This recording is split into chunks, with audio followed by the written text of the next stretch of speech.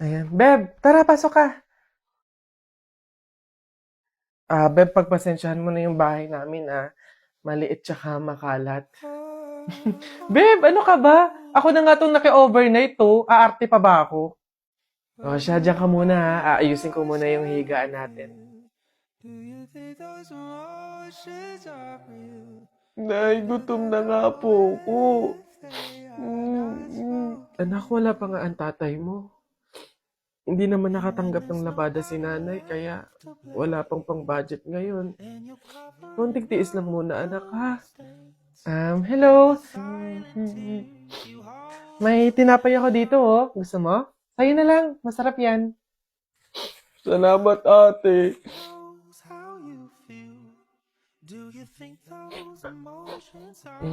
Beb, eto na yung unan tsaka yung kumot na gagamitin mo. Sana mapagtyagaan mo, Pasensya ka na. Yan lang talaga yung meron kami. Walang problema, Beb. Ang mahalaga, makakatulog ako. Thank you. Beb, tara, kain muna tayo bago matulog.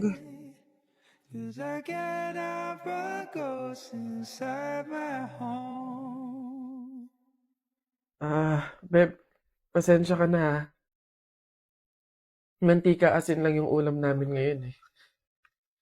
Wala pa kasi si tatay, kaya wala pa pambili ng pagkain.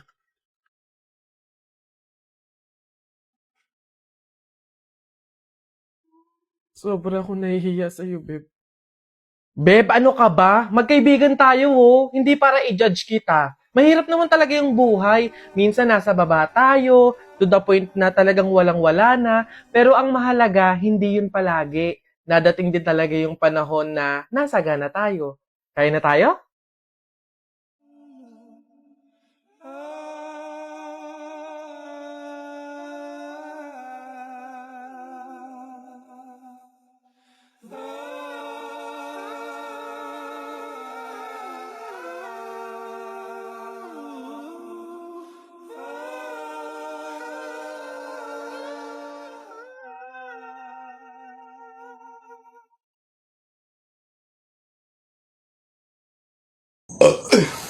Ay!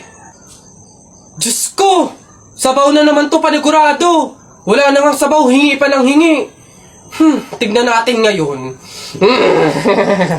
Hello sir, again and again and again and again. Ito na po sabaw nyo. Yan! Sarap niyan! Salamat, salamat!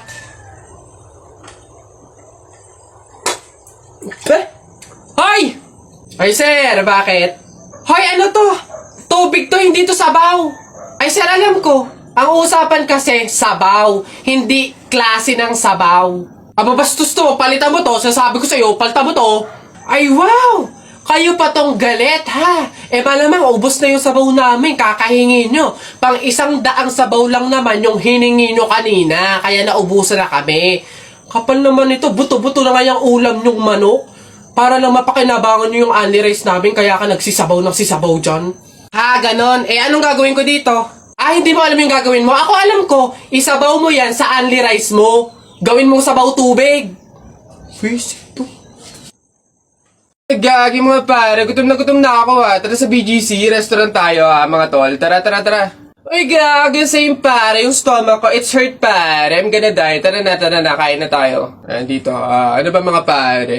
Good day mga sir, can I have your order please?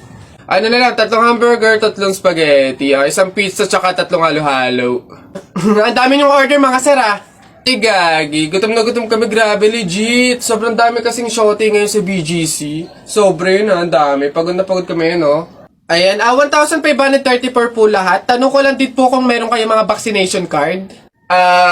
Vaccination card? Baka pwedeng pagbigyan nyo muna kami kahit ngayon lang pasensya na po mga sir, hindi po pwede kasi requirement po yung vaccination card dito sa restaurant bago po kumain. Gagi, gutom na kami consideration naman. May stomach is hurt na baka naman. Kung wala po kayong mga vaccination card, labas, dali! Bye-bye! Trip naman tara mga pare, gagi, magkarinderya na lang tayo. Tara naman. Ay, boss! Kanin pa nga, dito! Diyos ko, ito na naman itong mga to, bubulos na naman. Singkarang sisiba kumain ang tatakaw, pang 50 at ang kanin na nila to. Diyos ko. Hello again! Ito pa yung mga kanin nyo. Ayan. Ito pa. Okay. Ay, wait lang, boss. Dito pa pala sa kasama ko, mga 5 kanin pa. Tama na naman! Ang sisiba nyo kumain ng tatakaw nyo eh. Tirahan nyo naman yung iba, no? Baka maubusan. Parang mga hindi kayo nakain. Kanina pa kayo dito, ha. Diyos ko po, ang litsan, walang kabusugan. Uwi! Diyos ko, dito na tumira eh. Teka. Nasaan manager nyo? Ganito ba mga empleyado dito? Eto naman si Sir, hindi mabiro. May 3 kaban pa dun sila saing lang. Wait lang. Masyado ka naman seryoso masyado. Gusto nyo lahat ng kanin dito, iuwi nyo na. Ha? Wait lang, teka lang. Dadalhin ko dito pagkasaing, ha? Sige. Hoy, Christian! Ay. May bago kong trick sa'yo, oh. Ito yung isa kong kamay. Ito yung isa. Oh! Panis! Yun lang, yabang-yabang nito. Mas malulupit pa mga magic tricks ko sa'yo, eh. O, talikod ka. Talikod.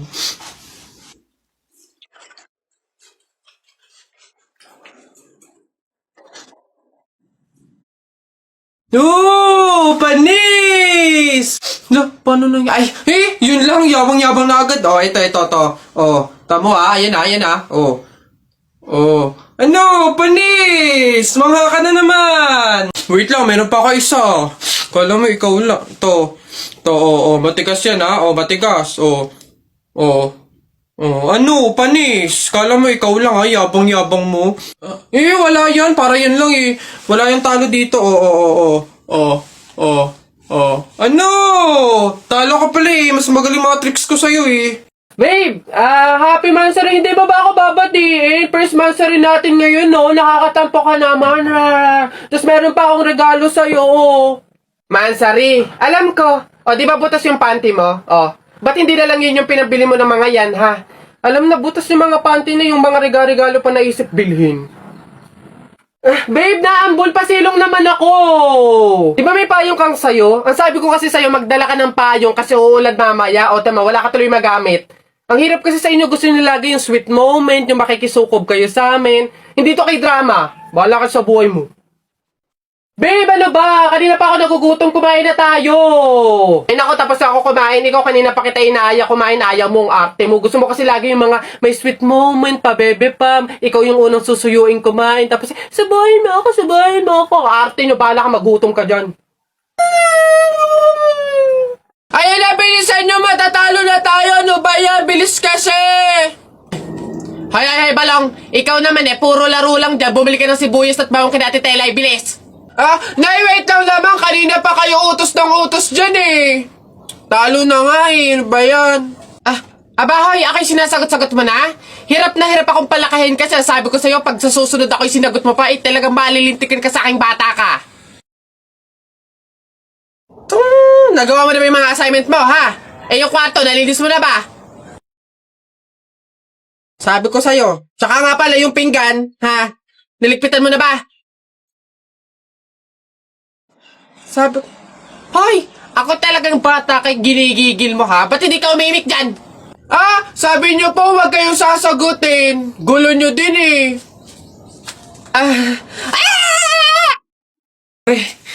Patay ako. Oh, bakit? Bagsak ako sa lahat ng exam. As in, lahat ng subject, ha? Bagsak ako.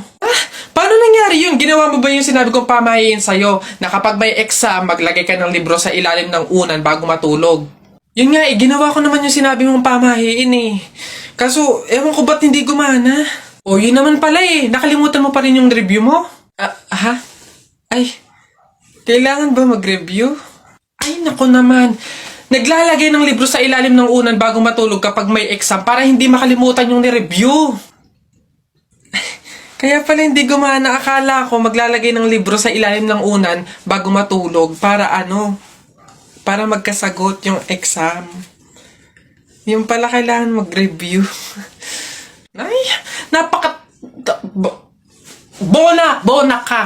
Happy birthday to you! Happy birthday to you! Happy birthday! Happy birthday! Happy birthday! Put your hands together one more time! Birthday Nana Lexi, Birthday Nana Lexi, Happy birthday to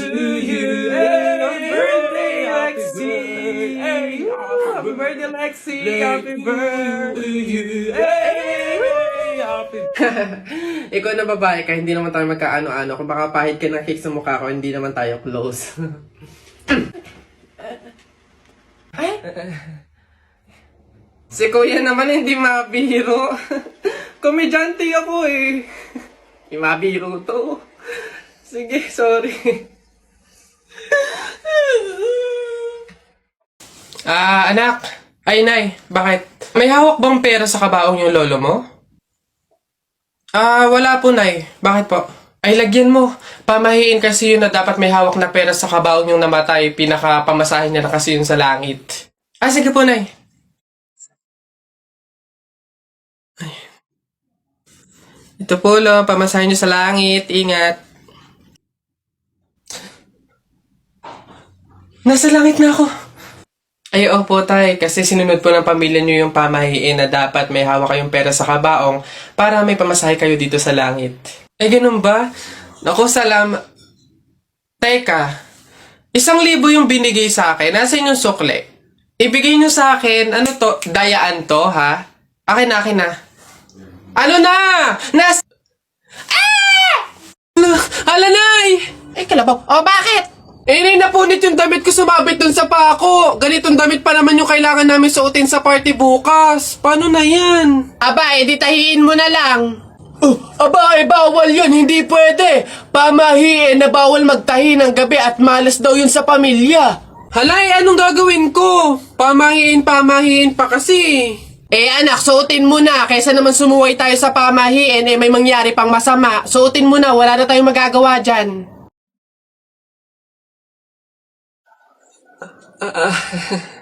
Di ba? Ay!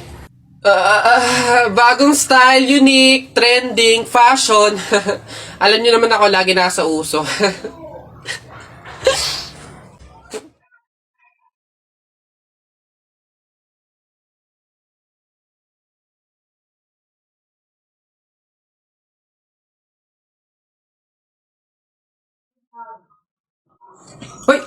Hoy, anak, ano yung ginagawa mo?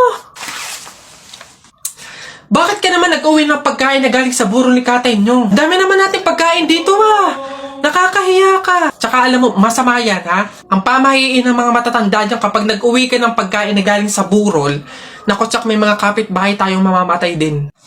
Yun nga, mama, Kaya nga ginawa ko yun. Kaya kumuha ko ng mga pagkain doon sa burol at dinala dito sa bahay natin para mamatay na yung mga kapitbahay natin. Lalo na yan si Aling Marites. Alam mo ba, ma? Sabi, narinig ko, hindi ka na daw virgin. Anong sabi? Hindi na ako virgin? Kumuha ka ng karton tsaka ng sako. Pumunta tayo sa burol ni Katay yung kunin mo lahat ng pagkain doon. Anak? Oh, nay. Kunin mo yung mga ginamit sa sugal ng burol ng lolo mo tapos sunugin mo. Nay, bakit? Basta masama yun, pamahiin yun, gawin mo na lang. Yung mga baraha? Oo nga, basta lahat ng ginamit sa sugal, sunugin mo. Lahat, ha? Sige, nay.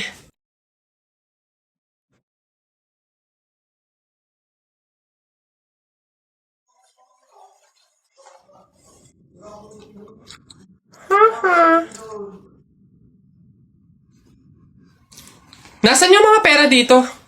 Yung mga pinanalo pong pera dun sa sugal ng burol. Sinunog ko na rin po, nay, kasi sabi nyo nga po sunugin ko yung mga ginamit sa sugal, Ha? Bakit mo sinunog?